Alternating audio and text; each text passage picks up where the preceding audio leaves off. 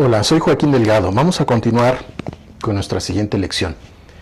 En la lección pasada vimos que el problema de calcular la circunferencia de un círculo de radio R lo podemos hacer aproximando por un polígono regular de n lados inscrito en el círculo. En esta figura, recordemos el argumento, teta es una circunferencia completa dividida en n partes. Y en la lección pasada vimos que para calcular la circunferencia debemos calcular el límite cuando x tiende a 0 de seno de x entre x. La variable x, recordemos, representa pi sobre n. Es media vuelta dividida en n partes. Media vuelta completa en el círculo dividida en n partes. Así que cuando n tiende a infinito, es decir, el número de lados tiende a infinito, x tiende a 0. Vamos entonces a ver cómo podemos justificar el valor de este límite. Como vamos a estar trabajando con funciones trigonométricas, vamos a recordar rápidamente cómo se definen las funciones trigonométricas a partir del círculo unitario. Consideremos entonces un círculo de radio 1 y llamemos al ángulo subtendido x. Como sabemos, las proyecciones o el triángulo rectángulo que se forma a partir de ese ángulo x son el coseno de x y el seno de x. Recordemos además cómo se define la función tangente. La tangente lleva su nombre del hecho de que si continuamos el radio formado por el ángulo x hasta intersectar a la tangente, la altura de esa intersección es precisamente la tangente de x. El arco subtendido por el ángulo x vamos a llamarlo S. Y recordemos cómo se define un ángulo. El ángulo se define como el arco dividido entre el radio, pero el radio es 1.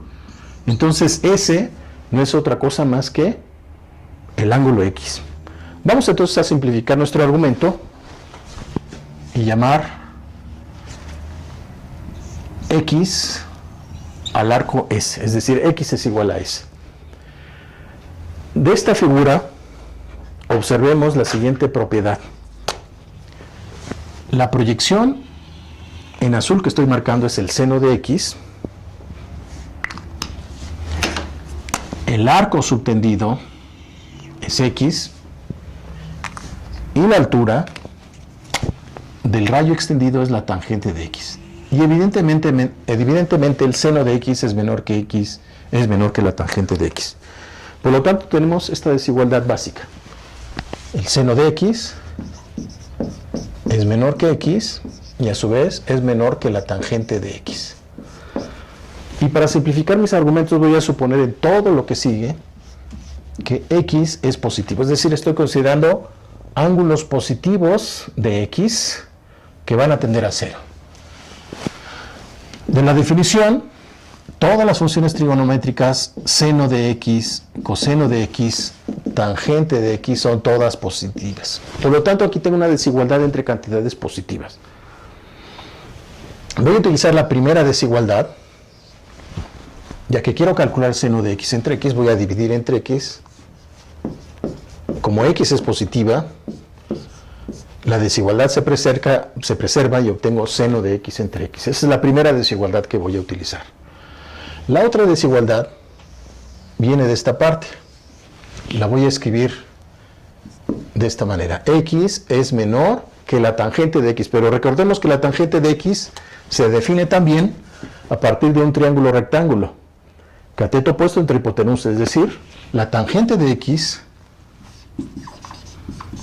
es también el seno de x entre el coseno de x. Por lo tanto, aquí tenemos otra desigualdad útil que me dice que el coseno de x es menor que el seno de x entre x. Muy bien, entonces a partir de esta desigualdad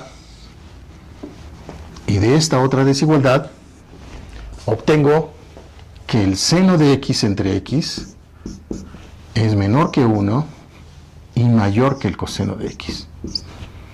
Ahora voy a estar interesado en qué pasa cuando x tiende a 0. Observen, yo quiero calcular el límite de esta cantidad y encuentro que esta cantidad está delimitada por el coseno de x para ángulos positivos y menor que 1. Esto me va a permitir entonces calcular el límite. Uno esperaría que el límite preservara el orden de las cantidades,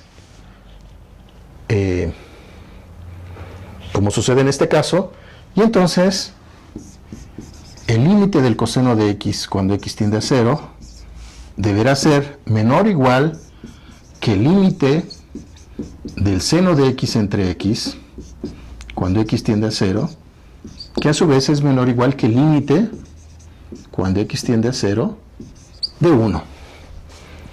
1 es una cantidad fija, por lo tanto este límite es igual a 1.